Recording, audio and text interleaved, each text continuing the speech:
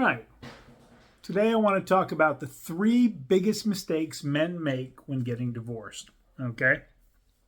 Number 3, their wife's unhappy, they want to separate, they need space, and they tell you, you need to move out. And you do. Never move out until you talk to an attorney, unless you know a plan.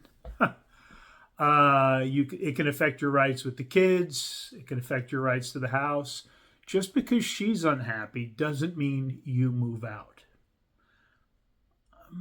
About 1 in 10, no more than 2 in 10 of the men I talk to or work with will give me the reason why they're going to move out, but it's well thought out. It's not a reaction to her frustration or saying you need to. Second biggest mistake men make is buying into the do more around the house and make her happy bullshit. Okay, so here's the deal. It's not your job to make her happy.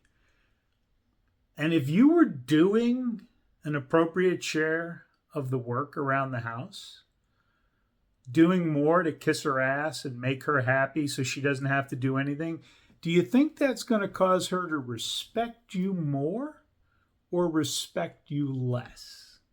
Think about that. So, most of what works in turning a marriage around is counterintuitive, brother. So, first and foremost, it's about working on yourself for yourself so you can lead yourself and then lead her. And the relationship you had wasn't working. Version 1.0, you probably weren't happy with or sucked. That's dead from this moment on. But can you create a version 2.0, loving, connected, and deeply intimate relationship with her? That's the goal.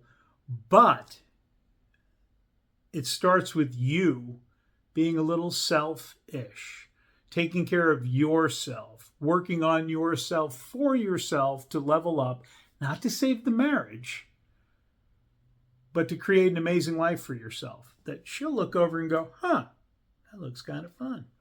All right? And the final one, the number one mistake men make when getting divorced is making emotional decisions out of anger. Screw you, I want a divorce. One, if you're doing that, you're almost never making the right decision. Divorce should look more like, the decision should look more like, and you've been working on yourself for a year or more, you're loving a lot of things, and you finally just say, I'm done.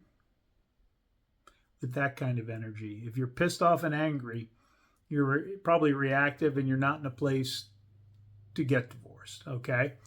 You're making an emotional decision. And nothing good comes from that. You want to be able, when your kids are 18 or 19 and they go, Dad, can I ask you a question? You go, yeah, sure. Anything. Did you do everything you can to save the marriage? And if you knee-jerked, got pissed off, and got divorced, they're going to see in your reaction that you didn't.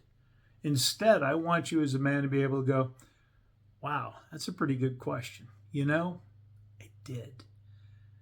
I took charge of my life. I really started working on myself to be a better man, a better husband, a better dad, which they will have seen. Because every man we work with ends up with better relationships with their kids. Why? Because they've leveled up.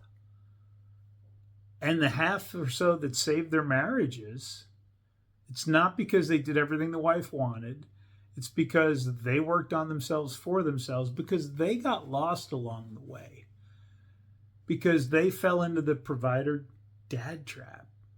Because that's what the BS society tells us. So, if you're struggling in your relationship, hit the link down below. Let's talk. I don't charge for a first conversation. We've got a vibrant men's community that helps men become better men and turn around their relationships every single week. We've got 20 group coaching sessions over and then some a month.